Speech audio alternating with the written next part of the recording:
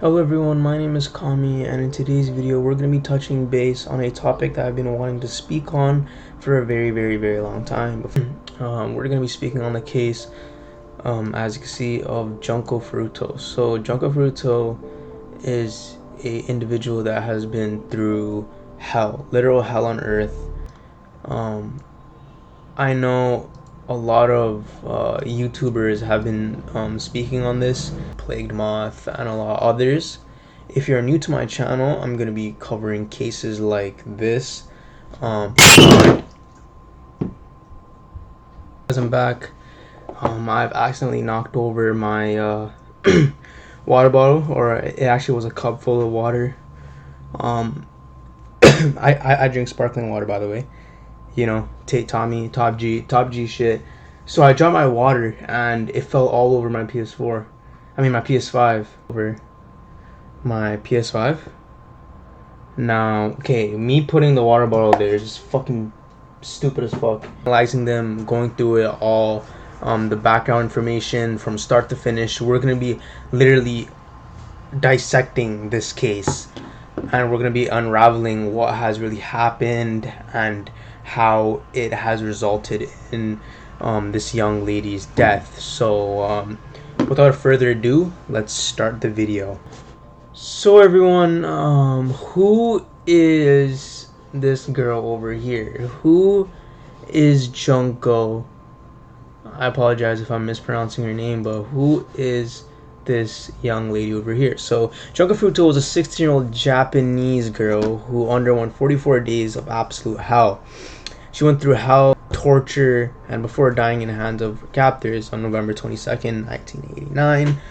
Known throughout Japan as a concrete girl, the case of Junko Furuta drew nationwide attention owing to sheer brutality the girl has to endure before death found her, which is really upsetting to know that she was just an innocent young lady having to have to, you know, go through something like so, as indicated. So I don't want to put up, you know, disturbing images that I found on Junko Furuta's case, because I don't want to get demonetized, or I don't think YouTube would allow me to showcase images like that. So if you would like a source or would like to check them out on your own, like images regarding this case, then I would put all images in a Google Docs, where you all could see the aftermath of Junko Furuta. So like I said, once again, these are just images that are put out to, you know, the public to see, like on her case and etc. As you can see, there's various images of her encased in concrete. That was because these four gentlemen over here that were affiliated with the gang called Yakuza. If you guys are not familiar with that, that is a Japanese gang. I think it's located in Tokyo. I'm not too sure. It's in Japan, that's for sure. And these four guys have literally gave her hell on earth, which is so upsetting to hear. And the word R, we're just gonna say the R word, because I can't say that on YouTube. And they have done some very, you know, questioning things to her, you know. So as you can see, she is kind of like concreted. I don't know the term for that, but she's literally like encased in concrete. So extremely upsetting. So Junko Furuta attended high school in Masato, Japan. She was a good-looking, active teenager who enjoyed a lot of attention, which made some people jealous. She did not smoke, did not drink alcohol, and did not do drugs, which was seen as a very uncool thing in teenagers' eyes.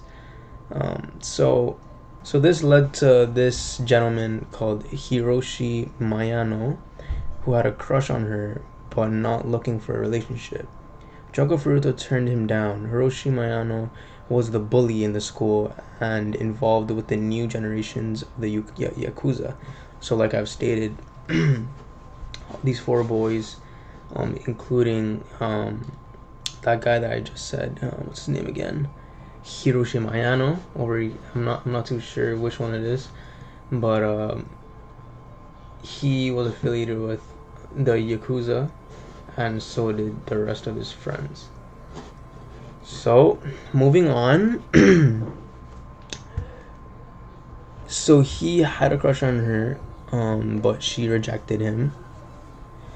And this involved with the new generation of Yakuza, and nobody dared to oppose him, and Junko Furuta had the nerve to say no to him. So he thought that for her to say no to Junko Furuta, he thought for her to say no to him was like, oh, that word doesn't exist in my vocabulary. I can't take that. That's not who I am. I need you. But that's the thing that he failed to realize, is that the world doesn't revolve around his dumbass, and for her to reject him is completely fine. That's life. I'm pretty sure we've all felt that before. I'm pretty sure we all felt that before. It may suck, but that's when you're supposed to realize and pick yourself up and move on. But I guess not for him. On November 25th, 1988, she was kidnapped by 4 teenage boys. So the 4 teenage boys over here. One of them was Hiroshi Mayano. The boys looked... Fucking God. The boys took Junko Furuta to the house owned by one of his kidnappers. Parents in the Ayase district of Itachi, Tokyo. While in captivity, the kidnappers forced Junko Furuta to call her parents and tell them that she'd run away and is going to stay with a friend, but insist that she's not in danger. Not able to realize what was coming and too scared to remain non-compliant, Junko did exactly as she was told, ultimately foreseeing a manhunt that would have otherwise followed her disappearance. So, as you all know, as I've stated, she was too scared to tell her parents that she was in danger, because she would think that the consequences would be far worse if she said that on the phone. She thought she would be done and, left for dead if she said that. Little did she know that, her death would be creeping up in a very, very ugly way, I guess. Which is very, very, very upsetting. So the parents, Noburo Minato, in whose house Junko Furuta was kept, visited her son on a few occasions, still under a threat of increased violence against her. Junko was requested to pretend as she was a girlfriend of one of the boys.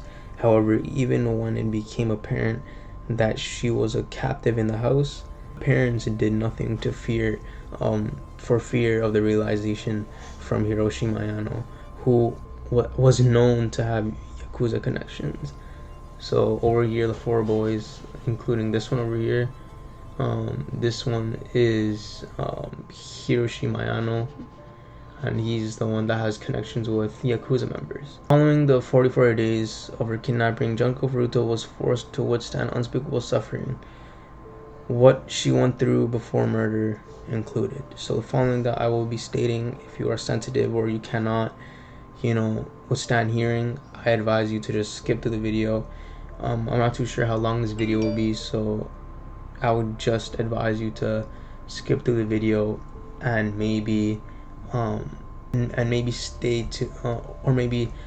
throughout the conclusion of the video, or just click off, because I do not want my viewers to feel uncomfortable while listening to something, and especially if it's very and especially if it makes you feel a certain way or it makes you feel disgusted.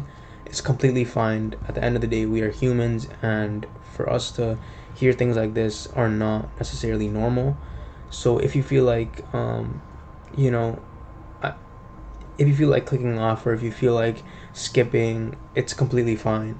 So I'm gonna be giving a little countdown before I start the following tortures that she's gone through. You all could either click off in this time, or you all could probably skip a few minutes or so, because this will be taking a minute. So 3, 2, 1. So she was humiliated by being kept naked most of the time. She was R-word every day in both the V and the A. More than 100 men are believed to have R-word her. The captor of Yakuza Connection has invited the Yakuza members to have I got a 16-year-old. She's estimated to have gone through about 500 R words, which is fucking baffling. At one point, she was R word by 12 different men in one day, which is absolutely disgusting, especially being a little child, literally, a little girl. This is disgusting to hear. Endured physical beatings, including hits with golf clubs and bashings of the face against the cement floor. The 100 men who are believed to have R-word her had also reportedly enjoyed urinating on the girl. Frequently, to turn her R-words on, she was forced to masturbate in front of them and their guests. She had various objects forced into her V and A, including a bottle, an iron bar, scissors, roasting needles, grilled chicken skewers, and etc. Was provided with only a limited supply of food and water, was forced to eat live cockroaches and drink her own urine. Unbelievable. This is so fucking disgusting. I cannot even continue. Had fireworks forced up her A and set them off, causing severe burns. Had left her right and left parts in the front ripped off with pillars. Had dumbbells dropped on her stomach while laying on the floor with hands and feet tied up. This resulted in loss of bowel control. She was hanging from the ceiling and used as a boxing bag for the Yakuza members. Was kept in a freezer for several hours. Had eyelid burn with she had eyelids burnt hot with wax and lighters. Had breast pierced through skewer and needles. Had her vagina had her V-word and clitoris. Had her V-word and C-word burnt with cigarettes and lighters. Had a hot lit bulb inserted into her V and rubbed until it exploded inside, which is just absolutely one of the most disturbing things I've ever had to read off of. And especially for it to be happening to a human being is just unbelievable. No human should have to go through that. If it was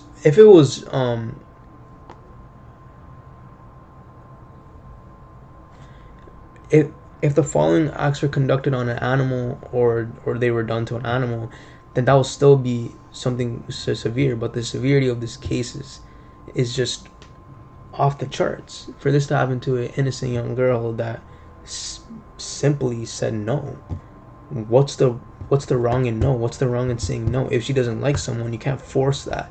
But in this case, it was forced. It's fucking disgusting. While she was only a quarter through her ordeal owing to ongoing beatings, Junko Furuta could not breathe through her nose due to the accumulation of blood in her cavities. Her traumatized internal organs refused to accept food and water, so when she tried to drink, she instantly vomited, which kept her more dehydrated. It also agitated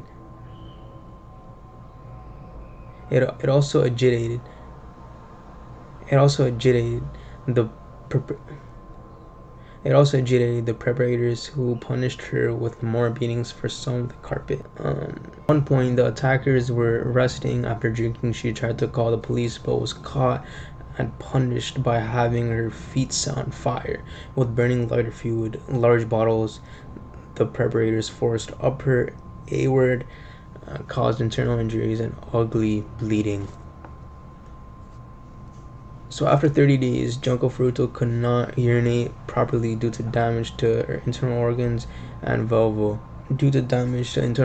After 30 days, Junko Furuta could not urinate properly due to damage to the internal organs and vulva from the intersection of foreign objects hand burns from cigarette and lighters. Her hands and feet were damaged severely, and it took her over an hour to crawl downstairs to the bathroom. Her eardrums were also damaged, and her brain size was reduced. So the following death of Junko Furuta was during the 44 days when she was repeatedly tortured, beaten, and R-word. Junko Furuta begged her captors several times. So following the death of Junko Furuta during the 44 days when she was repeatedly tortured, beaten, and raped, Junko Furuta begged her captors several times to just kill her and be done with. They didn't grant her that favor. Instead, of January 4th, 1989, they challenged her to a game of Mahjong Solitaire. She won, and that pissed the boys off. So they treated her to a beating with an iron barbell and fire of setting her legs, arms, face, and stomach a line after pouring lighter fluid on them. Being already severely beaten, dehydrated, and malnourished, Junko Furuta fell into a shock and died the following next day. The murderers stuffed the dead girl's body in a 55-gallon drum filled with concrete and disposed it in Koto, Tokyo. Junko Furuta captors identified. So later on, the four boys were found guilty of this case. They were all found and they were sent to jail. At first, they were not sent to jail because they were considered too young. So they were kept in a juvenile, I think, and they were sent off to jail later on, probably living there for the rest of their life. So going in depth of that, like I've stated, Hershio Mayano, 18-year-old at the time, changed his name to Hiroshi Yokoyama. So the four boys have changed their identities, but that wasn't enough for the government to realize that, find them guilty of what they've done, lock them up immediately. So changing their name wasn't so effective after all. So by now, each of them is already out of jail. 3 of these boys served less than 8 years, which is fucking disgusting. The leader has initially been sentenced to 17 years in prison, but after his appeal, Judge Rijuji, I can't pronounce his name, Yanis, bumped his sentence to 20 years instead of lowering his sentence. The same judge also increased the punishment for 2 board boys who appealed. One didn't, so his sentence stayed as was. Either way, they're all in their late 30s and are all out of jail, which is fucking disgusting to think about. The fact that these 4 boys are out there roaming Tokyo, roaming Japan freely, like they've done nothing, like they have nothing on their back. Little do they know, or little do people know, that every day they walk by, or little do people know that a group of 4 boys that may walk by them. It's just baffling to hear that. It's just baffling to hear that these 4 boys are out and about, walking, breathing, living their lives probably, are walking by civilians like they have done absolutely nothing. Little do people know that these 4 boys have literally gave a young lady hell on earth. Well, this should ring a few bells for everyone out there, whether you be from America, Canada, Tokyo, or wherever my viewers may be, or wherever my new viewers may be. If you're around the world, be safe, and you don't know who you're walking by, so always keep an eye out. Always watch your back. That was a case of Junko Furuta. Thank you all for watching my video. See you all in the next one. Peace.